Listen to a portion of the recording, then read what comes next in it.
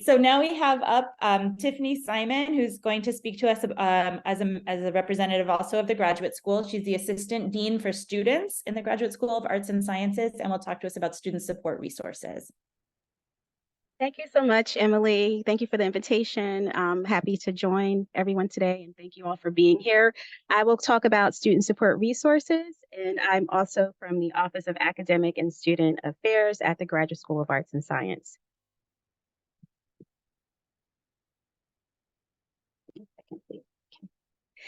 So as far as resources, I'm going to highlight a few.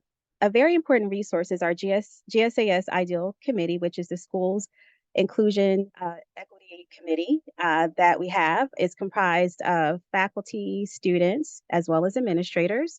And we formed a few years ago.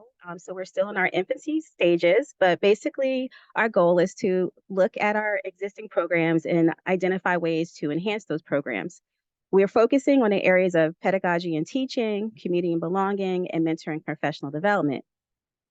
So this is an opportunity for our graduate students, especially our PhD students, to get involved because we do have PhD students that are currently involved with this endeavor. So this is an opportunity to get engaged and to make an impact at the school-wide level on diversity, equity, accessibility, and inclusion issues and concerns. There are a variety of writing, research, and collaborative opportunities for PhD students. For example, there's a dissertation writing intensive. We also have writing advisors that can provide feedback, help analyze ideas, or help to provide information and feedback and guidance on structuring and help you with ideas when formulating your papers. There's also a PhD writers room, which is located within the Office of Academic and Student Affairs, located at 6 Washington Square North, where it's a private area where PhD students can come and work on their writing projects. There are a variety of different workshops, including the op-ed, if you're looking to hone your writing skills. There's also languages for reading and knowledge courses available in the summertime if you're preparing to take a language course. We also have the Public Humanities Doctoral Fellowships. And there's actually hyperlinks. They're not visible here, but when this presentation is shared, you can actually click on the links and find out more information about each of these resources.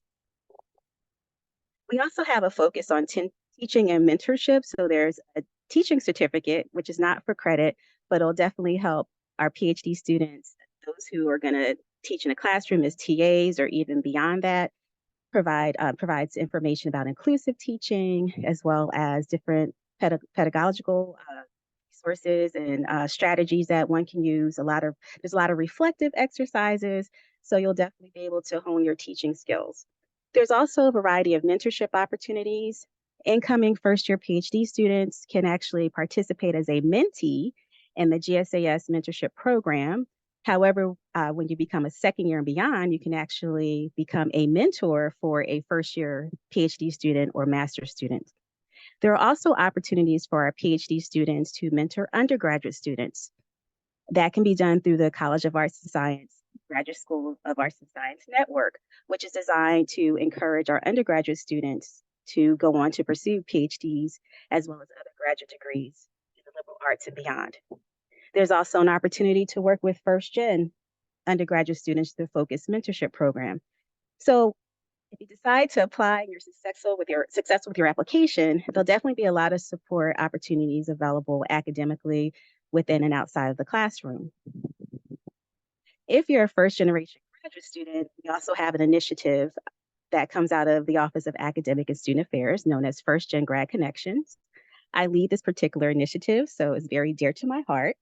We have First Gen Fridays, so there are basically opportunities for all of our first gen graduate students, inclusive of PhD students as well as master students, to come together, to network, to provide opportunities, share resources, provide advice. We also celebrate National First Generation College Celebration, which is November 8th of every year. So we have a week-long celebration in November. Additionally, we have workshops available in academic strategies, imposter syndrome, and a variety of panels featuring some of our first-gen faculty, as well as fellow students and alumni. At the university-wide level, there's a first-gen graduate certificate program that's designed for master's as well as PhD students. So there's an opportunity to attend some of the workshops offered by the Wasserman Center for development. You can select from these particular workshops. These are targeted for first generation students. And it's a very broad definition of first generation graduate students. Many of you may know the federal definition is based on parental education. However, at the university and at the school, we have a broader definition. So if you're first in your family to attend graduate school, however you may identify, you're welcome to attend any of these workshops. You're also encouraged to get involved with student organizations. There's over 300 student organizations at NYU. We have a platform, NYU Engage. There's going to be a hyperlink. You can click on that. You can actually search for the variety of organizations that are available based on your interests. And we also have about 36 graduate student groups within a school, ranging from a variety of different disciplines, different specialty groups. So there's definitely opportunities to get involved because it's going to be very important that you're engaged not only in your academic program, but also you want to get involved with co-curricular activities to be a more well-rounded student. So that concludes my discussion or presentation of some of the support resources available to you, just to give you a sampling of what to expect if you become an NYU PhD student. Thank you for your attention. Thank you so much, Tiffany. I really appreciate that. Yeah, Tiffany's mentioned a lot that is offered throughout the university and within the Graduate School of Arts and Sciences. And I'll just highlight that there is additional opportunities to develop yourself as a whole person that come from within the department. So within the psychology department, within the Center for Neuroscience, that is sort of a cousin or a half sibling of our program that many of our PhD students are involved in as well. There are opportunities if public policy is of interest and having the opportunity to shape public policy is of interest to you. There's a scientist advocacy network that is run by members of our department, including faculty, PhD students, and postdocs who want to take science and then translate it for public consumption, and they have been effective in advocating for for example, for the change of what age should be considered, where should people be considered an adult and tried as such in the legal system, using what we know about developmental science and neuroscience, and advocated for that change in the legislation. They've been very active in climate change reforms and things that are meant to improve not only our city, but our country and our world.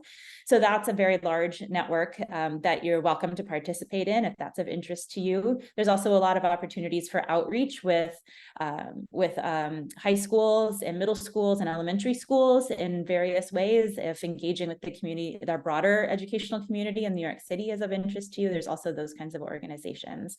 So New York City is big, NYU is big, and so are the opportunities to find a space that aligns with what your interests are, not only as a scientist, but as a whole person.